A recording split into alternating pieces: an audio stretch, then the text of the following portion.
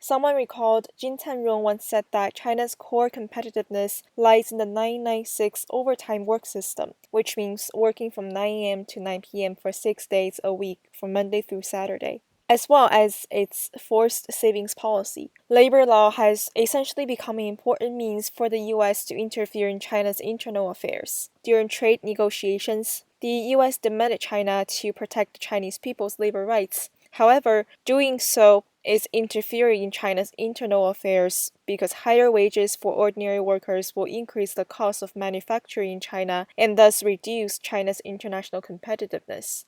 Someone said the CCP has always treated its own people as livestock. Someone commented, the CCP has always been following Mao's policies and never regarded human life with dignity.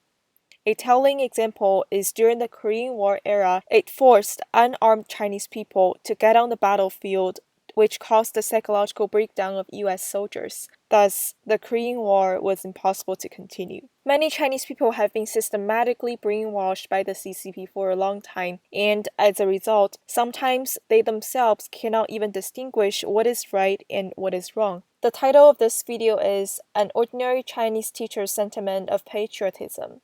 和我爱人商量决定的，中国收复台湾的时候，我和我爱人俩每个人捐1个月的工资，包括我家孩子，我们全家每人捐1个月的工资。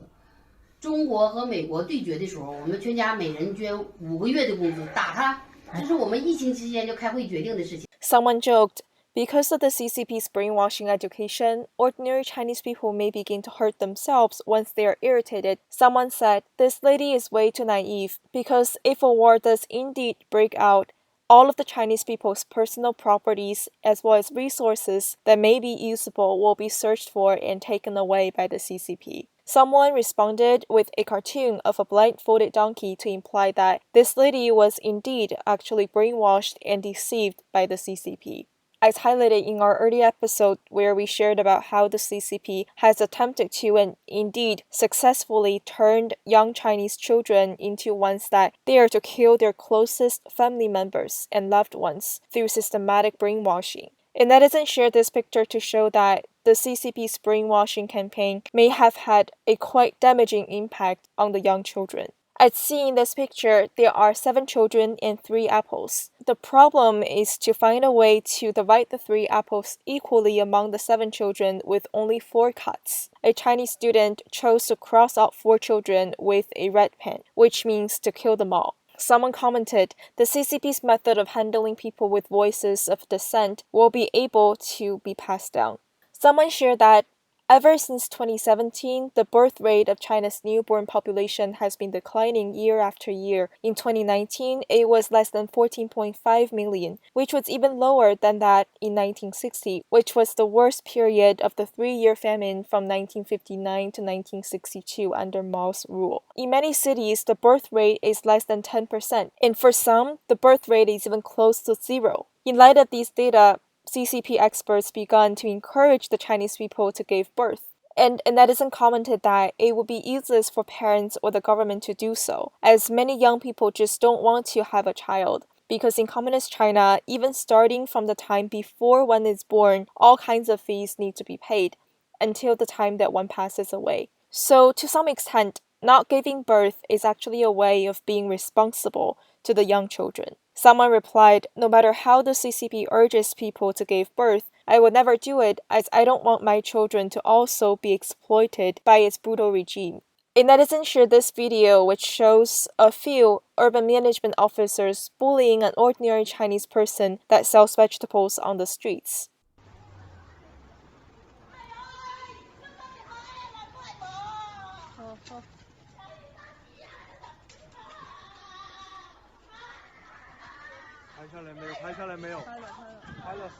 Someone shared something quite outrageous and said, 2 years ago in Rushan city of Shandong province, a civil servant working the Bureau of Statistics was quite dissatisfied with the appointment of cadres. Starting in August 2017, he used needles to inject hormones that are used to stimulate estrus among souls into the water that his colleagues drank on a daily basis. Afterwards, many of his colleagues' health was severely damaged. Someone said there must be a huge problem in the civil servant selection process in Communist China so that people like this were chosen. Someone shared that recently Hong Kong's Apple Daily published a commentary in which the author Li Ping believed that, as of now, nations worldwide have formed a coalition to contain Beijing. Even if Xi Jinping reiterates reform and opening up, and that the CCP does not seek hegemony, it will be very difficult to win back the trust of the international community. Someone agreed, the CCP has gone bankrupt because it has lost trust of the world.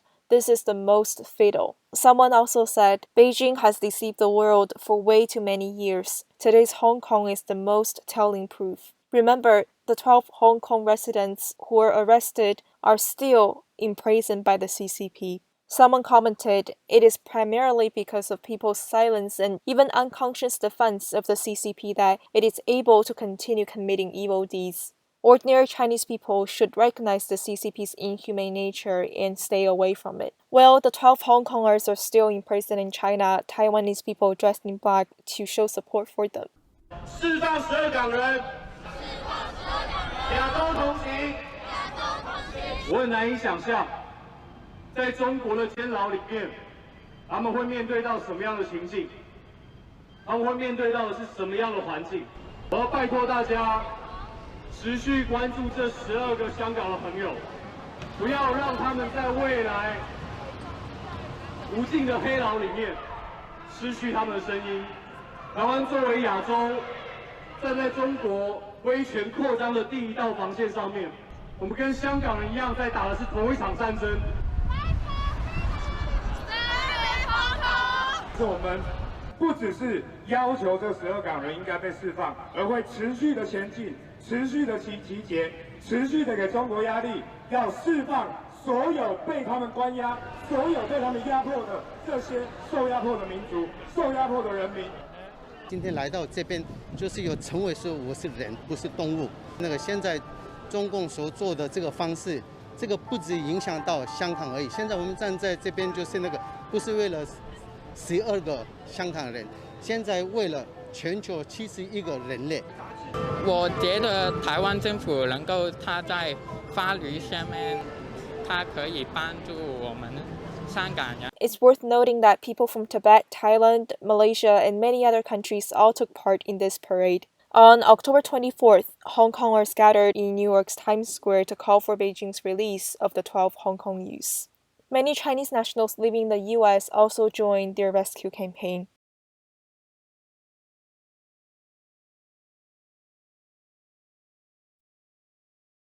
In London, more than 300 people stood in solidarity with Hong Kongers in a rally, where Nathan Law and others delivered speeches. A netizen shared this photo that was said to have appeared on the internet a few days ago. According to reports, these people in the picture that are wearing protective clothing are the 12 Hong Kongers who have been arrested. This picture shows the scene before they enter the court in Shenzhen. It can be seen that they are all wearing feathers. Someone noted that generally only prisoners who've committed serious crimes will be forced to wear feathers. Child, we will take you in. Child,